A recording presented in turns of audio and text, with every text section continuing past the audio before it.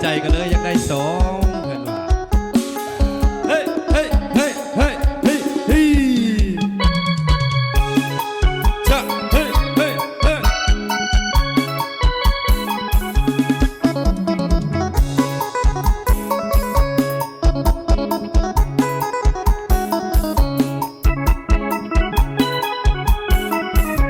สิเฮ็ด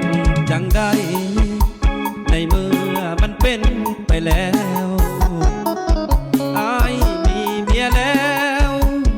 ก็หูอยู่แก่ใจบ่อยากเลือกเมียบ่อยากเสียน้องสิเฮ็ดจัง